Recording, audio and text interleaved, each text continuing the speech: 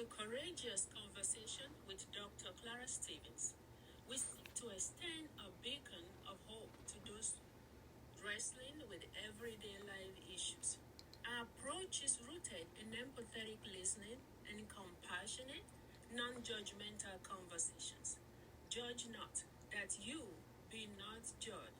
You will know the truth, and the truth will set you free. Matthew 7:1, John 8:32. In this episode, we are sharing tips for coping with grief resulting from the loss of loved ones, significant others, job, health, friends, betrayers, income, and individual or family pet. Part 1. What is loss? According to the psychology tools, when we talk about loss, we often mean the death of someone that we love. Loss essentially leads to grieving. However, it is essential to understand that loss is not limited to the death of loved ones. People can also experience grief when confronted with other losses, such as the breakup of a relationship, the loss of an important role, such as a job, or the diagnosis of a life-changing illness. Now, loss falls in two categories. Psychological loss include the death of a loved one, divorce, loss of purpose, and more. Second, physical loss include health, job, home, possessions, and more. Both types of losses represent loss that brings change into an individual's life, often leading to grief. However, grief is not limited to death. People can have intense sorrow, reactions to any loss. Some of the following are types of grief commonly experienced by those with whom we minister. Types of loss and losses within the loss. When someone dies, you might experience many losses. Part of grieving is about recognizing what you have lost. And loss comes with many changes that are not always immediately visible. There is the physical loss of the person and their presence, and other less tangible losses, such as the loss of a shared life consisting of what you did together for each other. Next, the loss of a shared future together, including your shared hopes, dreams, and plans for the future. Another loss includes the loss of your shared social life, the loss of all that you loved one did together. They might have been ones who fix problems around the house or who manage the finances of the family. Are you or someone you know grieving? So what is grief? Grief is experiencing numerous physical, psychological, emotional, social, behavioral, and spiritual responses to some loss. Grief is more than just sadness, and one might be overwhelmed by various emotions and feelings in the body as the grief changes over time. Grief is different for everyone. Everyone deals with grief in a unique way. Now we're going to look into types of grief. Obviously, griefs are we have several differences when it comes to grieving. Number one, traumatic grief, such following a sudden and unexpected death.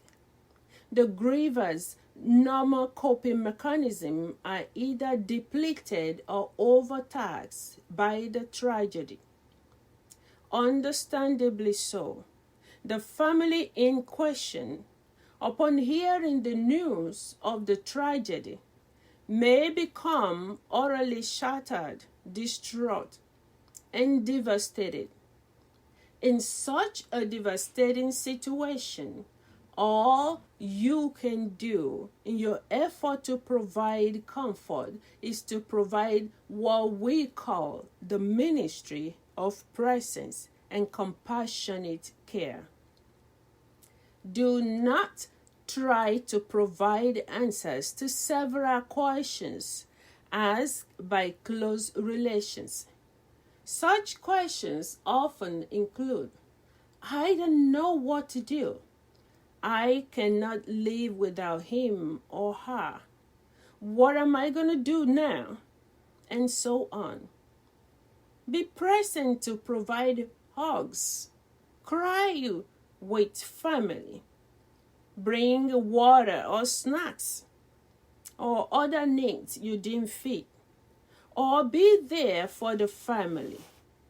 Your supportive presence will be cherished and remembered for a long time. Second, nonfinite grief. This grief is associated with losing hopes, wishes, ideas, and future expectations. It also includes unexpected news of the diagnosis of a chronic illness or developmental or neurological deficit in a family member. Also experienced by parents of children diagnosed with autism, Down syndrome, hearing loss, seizure disorder, or other disabilities. 3. Ambiguous loss. There is no record of deaths or assurance of the individual's return. Example: 1. A missing person resulting from kidnapping, loss at war, natural disasters, terrorist attacks, hijacked planes, or simply disappearing without a trace from family life. It also includes abandonment, a child given up for adoption. I belong to this group. I was adopted at 12 years old. And parental absence through a divorce, which could also be identified as an ambiguous loss. The loss does not include the physical, yet creates an intense psychological presence with continued consternation, a sudden, alarming amazement or dread resulting in dismay, panic, fear, confusion, and anxiety about the individual. Example 2. This explains the experience endured when the loved one is present but not present. So you're saying, Dr. Stevens, what do you mean? I am saying, in this situation, the person is still here with us, but also not here. Such as when a loved one has a cognitive impairment, suffers from dementia, a stroke, or some traumatic injury to the brain. Ambiguous loss has no closure, but we must learn to live with ambiguity. Although the effects of grief may be relentless, there is little resolutions. Number 3, anticipatory grief. As the name implies, in anticipation of loss, including news of divorce proceeding and diagnosis of terminal illness of a loved one, the shock is great when a loved one dies.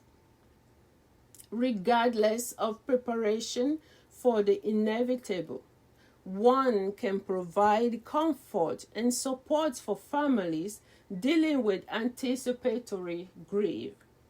The news of sudden diagnosis can be distressing, including a return terminal cancer and the prognosis that the individual stage 4 cancer had metastasized to all of stomach and organs. Hence, advice such as putting the house in order. Often, family members gather to offer a compassionate presence. No matter the preparation in place of anticipatory grief, and speaking from personal experience, there is no better way to prepare for a loved one's death. My mother's death was sudden. My father was prolonged.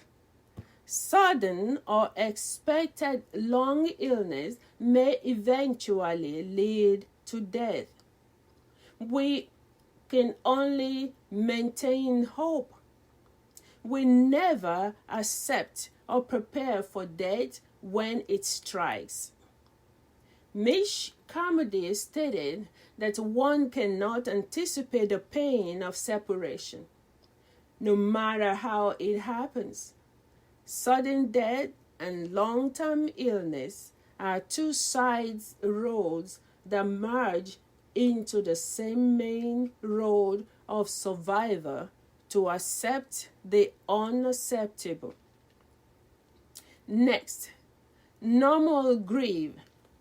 The typical and immediate following reaction involved when people receive the news that a loved one has died.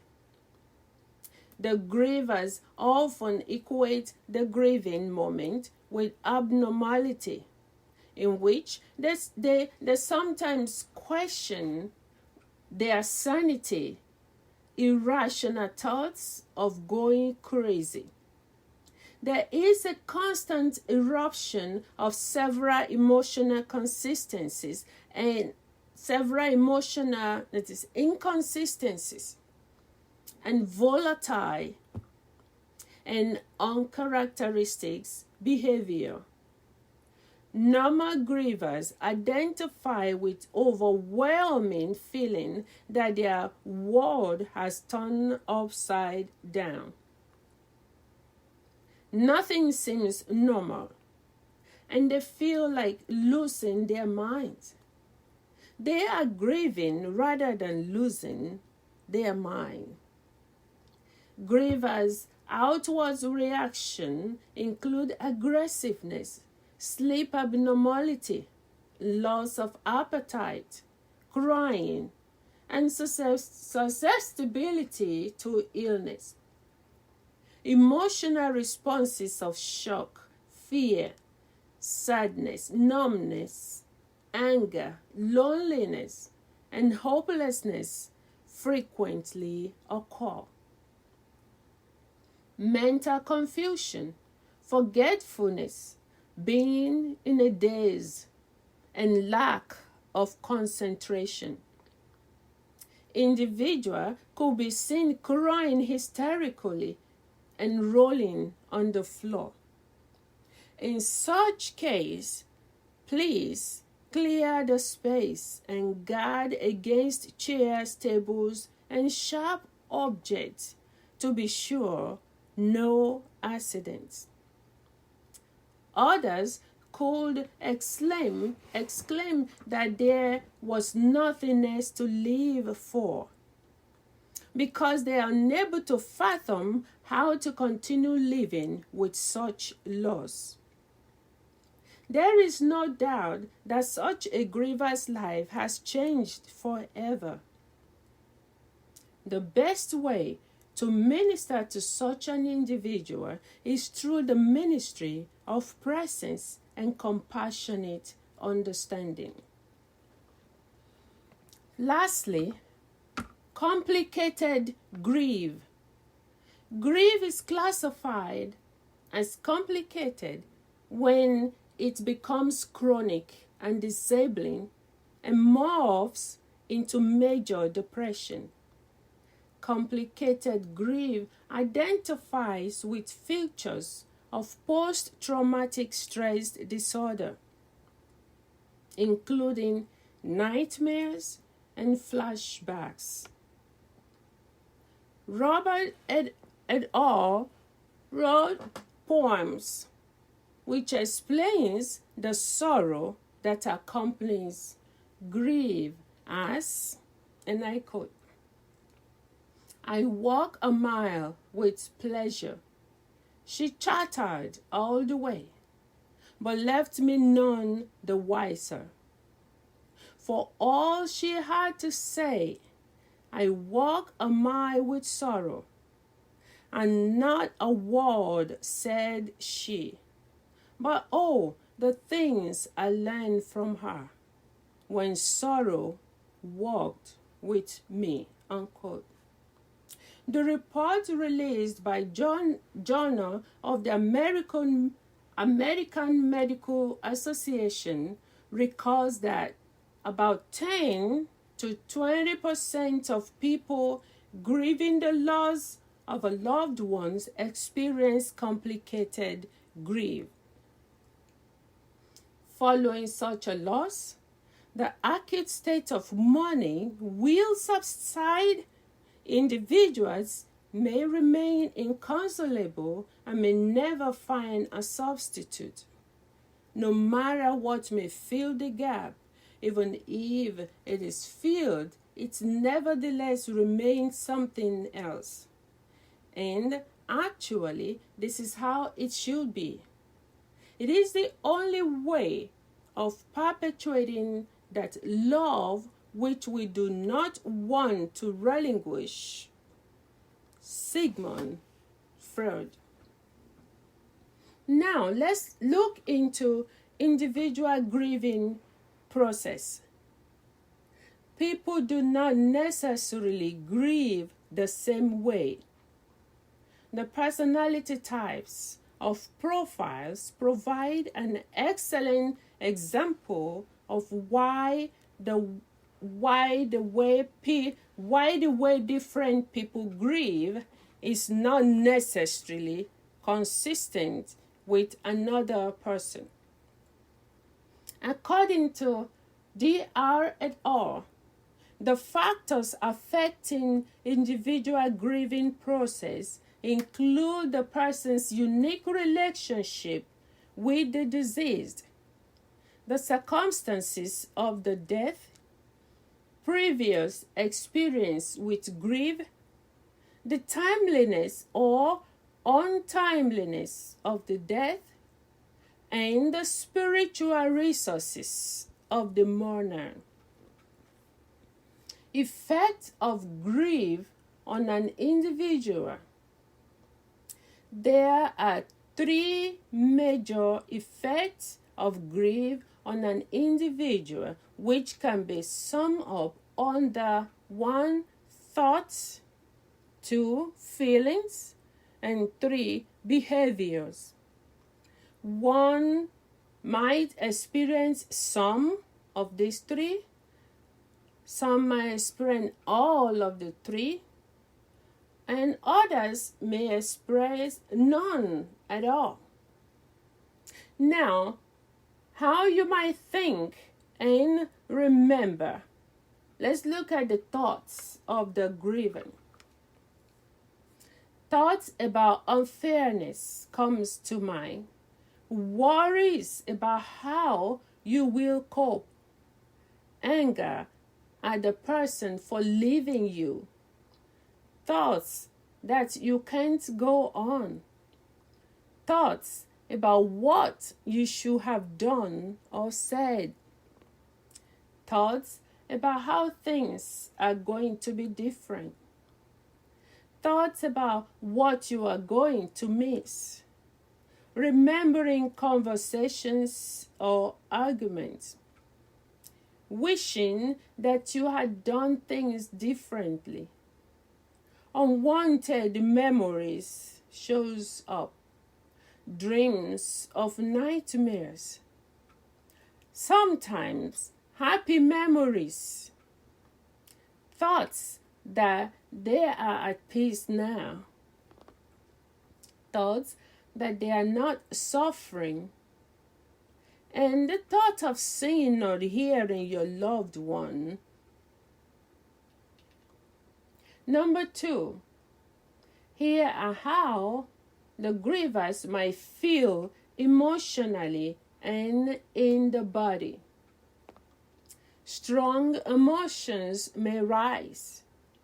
Fear, anxiety, guilt, regret, numb, hopeless, helpless, anger, sadness, yearning, and longing, often frustration, forgetfulness, irritable, tired, fatigue, pain, headache, emptiness, no feelings at all, shock, disbelief, feeling sick, unable to eat, unable to sleep, tired, relief, peace, and content. And the third part is how one might act. Dwell, ruminate, or ponder. Avoid reminders. Avoid being alone. Avoid being with people. Carry on as normal. Keep busy. Tell other people you feel okay. Staying in bed. Stop doing things you used to do that you all love to do. Drink alcohol. Distract oneself. Behave recklessly. Take risks. Remember them. Visit their resting place, which I did when I went to visit the memorial place of my mother and my father. I went to their resting place. I want to be near them. I talk to them. I look at photos. I speak to people who are close to them. And I look through their belongings. I took my mother's Bible, some of her scarves, and I took some precious gifts of my dad with me. Now, what not to say to grieving individuals?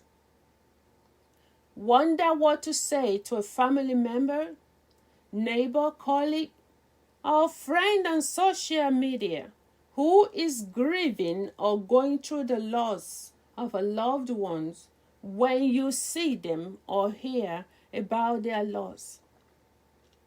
Everyone loves to say the right thing and comforting things.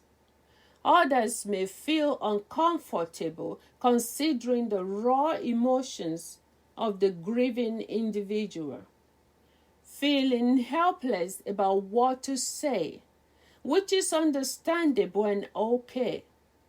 Individuals need all the support they can receive.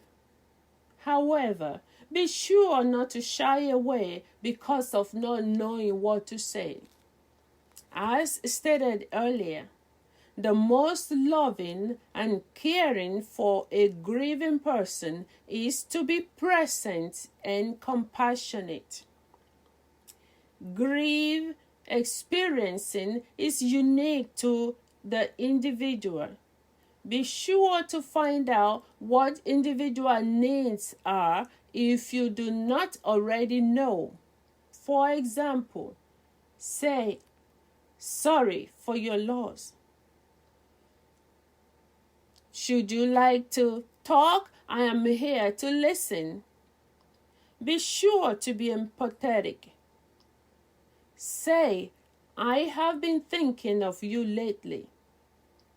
Say, "Need grocery shopping?